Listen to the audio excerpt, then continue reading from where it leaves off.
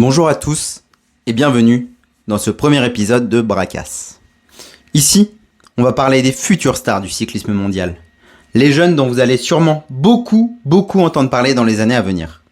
Et pour lancer la chaîne, franchement, impossible d'ignorer le nom dont tout le monde parle actuellement, le tout récent vainqueur du Tour de l'Avenir, à savoir Paul Sexas.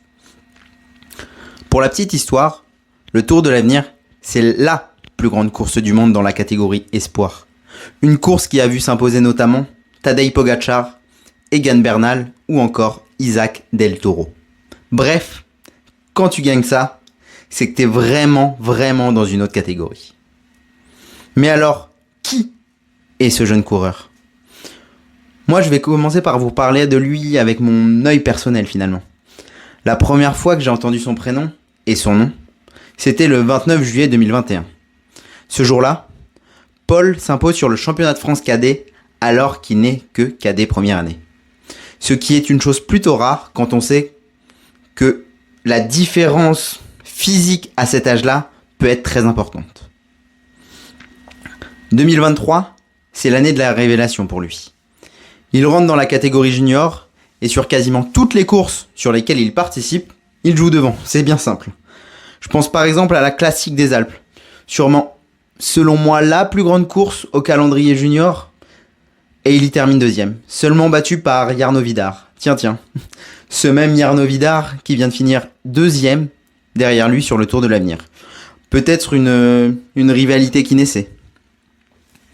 Puis arrive 2024, et là, Paul fait bien plus que confirmer.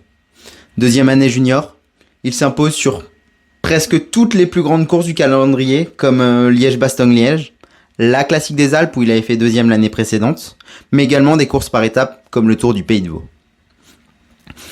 La fin d'année est tout aussi belle pour lui. Il va chercher une médaille de bronze sur le championnat d'Europe en Belgique, sur un parcours qui ne lui était pas spécialement favorable, puis, quelques jours plus tard, lors des championnats du monde de contre-la-montre, il s'impose presque à la surprise générale, car comme vous avez pu vous en rendre compte, Paul est surtout connu pour ses qualités de grimpeur. Mais justement, quelles sont les qualités réelles de Paul ? À la base, comme je le disais, c'est clairement un grimpeur, mais pourtant, il est bien plus complet que ça. Son titre mondial en chrono le prouve clairement. Il s'est roulé vite, très vite. Il l'a d'ailleurs également montré cette année sur le Critérium du Dauphiné, où il a pu jouer avec les tout meilleurs rouleurs du monde. Il dispose également d'une belle petite pointe de vitesse, pour exemple le Tour des Alpes cette année, où il a fait 2 podiums sur des étapes plutôt plates. Alors ok, il n'a pas encore levé les bras dans un petit groupe, mais il est toujours dans le coup, et toujours placé. Bref, pour vous donner une idée, s'il fallait le comparer, je dirais qu'il a un profil qui peut rappeler un certain Tadej Pogačar, avec les qualités de grimpeur que l'on connaît à Tadej, également ses qualités de rouleur et son punch dans les bosses ou sur les sprints en petit comité. La dernière question que l'on peut se poser, c'est quel avenir pour lui ? Quand on a un tel moteur, selon moi, il y a 2 choses à surveiller. La première, c'est l'entourage. On le sait, dans le cyclisme moderne, personne ne gagne seul. Il faut une équipe très forte autour de soi. Surtout quand on voit les armadas actuelles, on parlait notamment de Tadej Pogačar, qui dispose d'une équipe monstrueuse. Mais chez Decathlon, où se trouve Paul Sexas, on semble bien l'avoir compris. Puisque pour exemple, ils ont déjà recruté un certain Tiesj Benoot pour les 3 années à venir. Tiesj Benoot, c'est un mec qui a été équipier de Jonas Vingegaard, notamment 2 fois vainqueur de la Grande Boucle. Le deuxième point important, c'est la santé. Pourquoi ? Parce qu'aujourd'hui, le cyclisme, ça va de plus en plus vite.